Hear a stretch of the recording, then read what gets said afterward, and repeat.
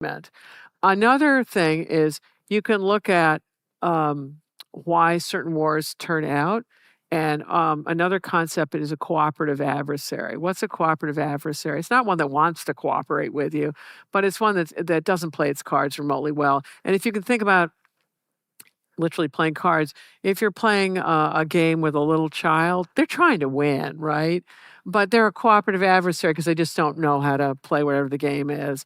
And you could argue that Nicholas II is a cooperative adversary, and that's required. And the United States is not remotely a cooperative adversary, and it goes really badly for Japan. And then it's also, there's another piece, which is when you run one successful war, quite often you think it was easier than it actually was and less risky than it actually was. Like this country does Gulf One, where the Allies pay for the whole thing. No Americans die, hardly at all. Loads of Iraqis die. They're out of Kuwait within days. I mean, wow. And then people are complaining we should have marched on to Baghdad. Well, okay, we did that. That didn't work out so well. But then after you do one of these things and you think you're good to go, and in Japan's case, between the two Sino-Japanese War and the Russo-Japanese War, it shifted the balance of civil and military power in Japan.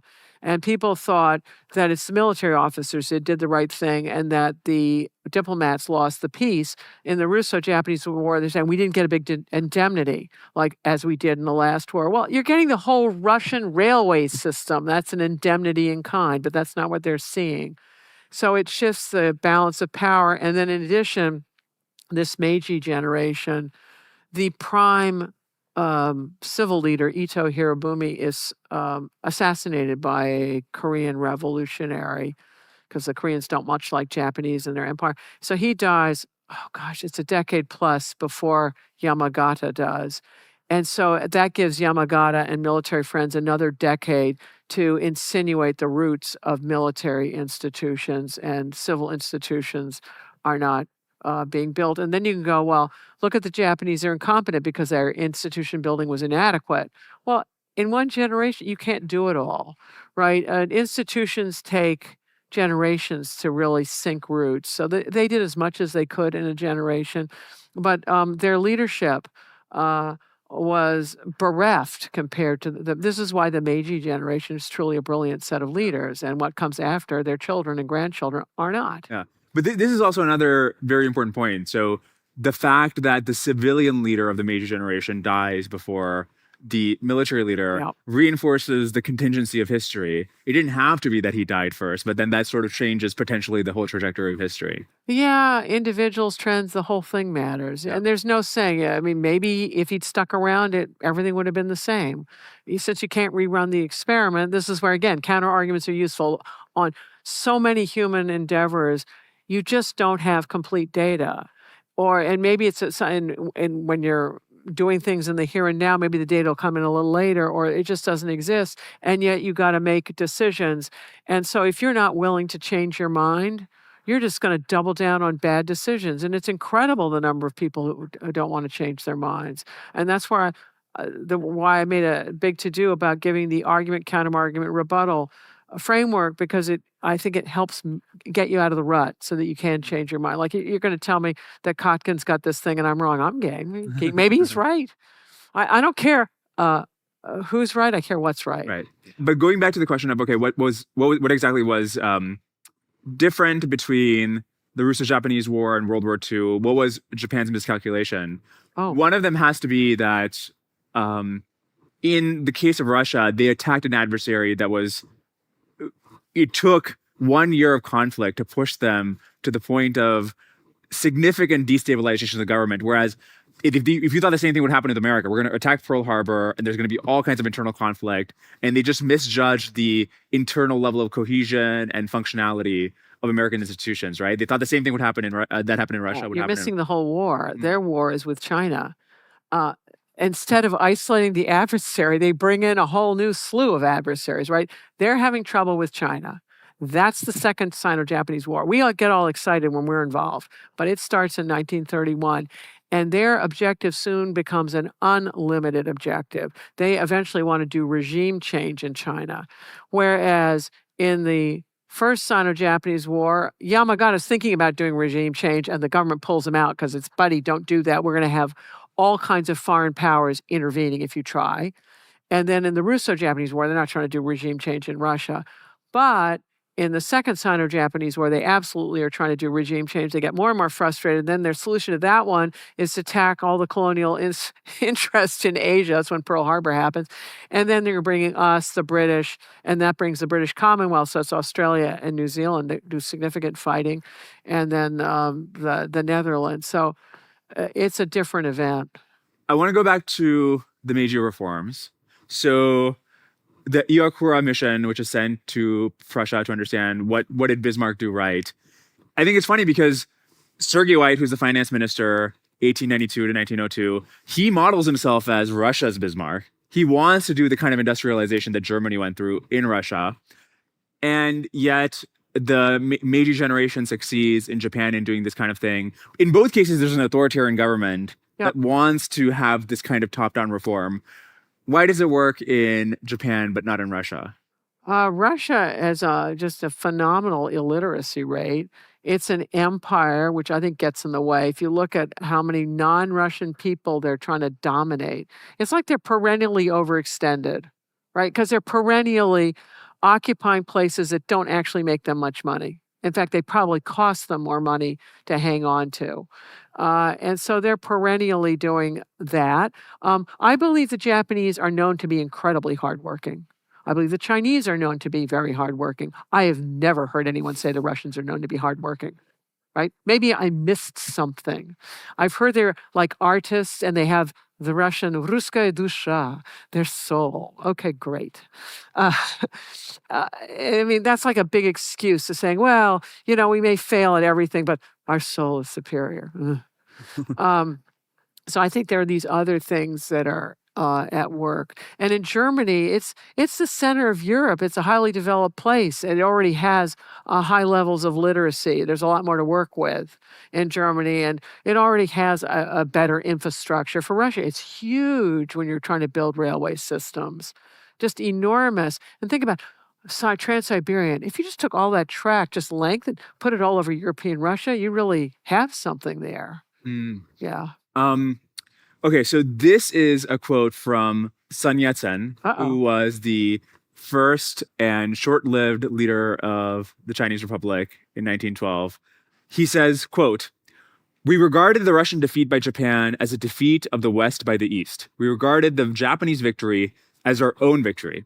Now, we know that just 10 years prior, China and Japan had fought a war together. We know that in 20 years, there's going to be a brutal invasion of China by Japan, where millions of Chinese will die. So help me understand why during this period, at least to Chinese revolutionaries and reformers, it seems like Japan is the power to emulate. All right. Well, first of all, he's the founding father of modern China. It's one of the few things that the Taiwanese and the PRC agree on, that he's the founding father of modern China, and it's positive what they think about him. Remember when I told you on the Russo-Japanese War how they're paying for everything in Manchuria? That the Chinese actually thought that on that one, that it would be a good thing. Also understand when the Manchus lose, it's in Chinese, the war is called the Qing Japanese War. Manchu Japanese War. So the Japanese are defeating the Manchus, who you may not particularly like if you're a Han nationalist. So you can relate to that. And the Japanese were not, they got in and out of that thing. And I think that's the key. And the really, really, really ugly, brutal stuff is going to happen in the Second Sino-Japanese War, where the Japanese do things that are unforgivable. The problem for the First Sino-Japanese War is it's detonating Confucianism. And so what's it going to replace that with? Sun Yat-sen is going to do nationalism and work it that way. But I think that's the big answer. But you're quite right that as things went on, as it sinks in, that Japan is the dominant player in Asia, because first you have a war, and that's happened, but you're focusing on all your civil wars and other stuff, and it hasn't sunk in that this is not an exception. It's going to go on for a century. I suspect that it's gradual for the Chinese to get really upset about Japanese in particular, and it's what they do in the Second Sino-Japanese War. It's unbelievable because when they start losing, they get brutal. Yeah. Yeah. Something that wasn't emphasized in the lecture, but seems quite important to explaining why Japan was able to be so dominant in this period is despite the fact that it has a much smaller population than so China this time is 450 million people, Russia is 130 million. What's going on in Japan? Major reforms, but what specifically are they enabling? And if you look at the fraction of GDP that China is spending on defense, the country sort of imploded, so it's like less than 1%. Russia is also not spending nearly as much of its output on defense. Japan in the preceding 10 years is spending 5% of output on defense, and in 1904 is spending 10% of output on defense. And so that ability to marshal, and it's a smaller place, but you can marshal resources. You can marshal the whole towards this defense effort. Seems like very important to understand. It is, but there's another piece. China's not really a unified state in this period. If you think about what people's loyalties are, it's to province and place. It's not to the whole China. I mean, they're all part of it, but it's to place. I'll give you an example. So China has 3 fleets. And the ones that I've been talking about and use it is the Northern Fleet. And in the Sino-French War, the Southern Fujian Fleet or whatever it is, the Southern one that's fighting in, it's Indochina in those days, it wants the Northern Fleet to come down and help them. And the Northern Fleet says, hell no. So in the Sino-Japanese War, when the Northern Fleet wants the Southern Fleet to come help it, the answer is hell no. And it also has to do with how are these forces being financed. Provincial governors are financing it. And so they want to use these forces for province. They don't want to send it out of province. And in the traditional world, where China is just worrying about some barbarians on horses way off and wherever, that works well enough because if they come riding in, you can probably eventually deal with it in province 1. And it'll eventually work. But all of a sudden, these Western powers come, and then the Chinese very foolishly fight in the treaty ports. And what they should have done is said, hey, come on in 25 miles and see how you like it. Or let's try 50. And the British would have had real trouble with that. And it's a real failure of strategy that they can just own. So they love to complain about the foreign Chinese today, about foreign imperialists, and they don't look at their own gross incompetence. What is it? This country, we're dealing with Britain. Britain's a lot closer to us than it was to China. Their population was larger than the American colonists. And George Washington and friends gave them a run for their money, right? The Chinese, what's their problem? They should have been able to deal with it. But it's a case of lacking leadership, lacking institutions, that these things matter. You even have all the resources in the world. So this country needs to watch it. We may have all the resources in the world, but if we don't organize ourselves appropriately, or if we do a whole bunch of own goals with our own leadership, it will cause problems. Talk about the long-run institutional effects of history. What you just mentioned about the provincial governments controlling a large share of Chinese resources. You go from that period, so under the Qing dynasty, then you have the Republic, then you have the Warring States period, then you have the Japanese in control of parts of the country, and then you have the communists, nationalists and then communists. Yeah, constant warfare. But after 5 different regime changes, this dynamic in China, today, in the U.S., 50% of output, like government spending, is done by the federal level, 50% is done by the state level.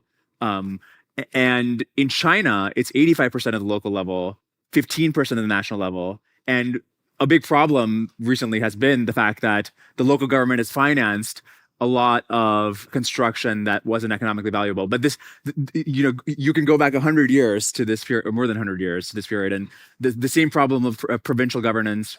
Yeah, it still comes up again. Under the Qing, it was local areas had to finance all of the government. The central government didn't finance hardly anything, and that was always a problem, and led to massive corruption because if you don't have a budget, then you have to do some way of getting graft or something from people to pay for things.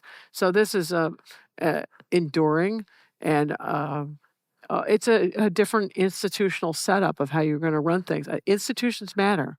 They channel decision making. They channel how money can or can't be made. It's consequential. So part of the reason that Russia loses is that this is not the main priority for them. But if that's the case, before the war, Japan produces agreement which would allow Russia to maintain their sphere of control over Manchuria, Japan to maintain their sphere of control over Korea, and then Russia refuses this. Right. And that's why Japan decides to do the surprise attack. Yeah. Obviously, after the war, Russia is in a much more disadvantageous position. But do we understand why they were not game to consider this before the war? Because it's a gross underestimation of the enemy. They're thinking these people are a bunch of nobodies.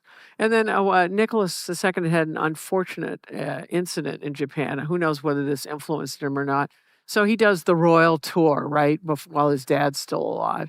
And he goes all the way around, winds up in Japan, and a samurai there, or somebody tries to assassinate him with a sword. So Nicholas always has a scar up here. And so I imagine that didn't leave happy memories of the Tsarevich. It is a pretty cool story, though. I almost got assassinated by a samurai, and here's my scar. Yes, whatever. Anyway, that's what happened to him. But I think it's this gross. It's the feeling that there's no need, right? And it goes back to grossly underestimating other people and the problem with racism. You know, you think you're so special, and other people are so unspecial. Wrong. Mm-hmm. And then the Japanese are amazing. Think about it. They're on the group of 7 of major economies, right? And it's major economies and major democracies. They're the only non-Western power there. And they don't get there out of charity. It's out of their own achievements.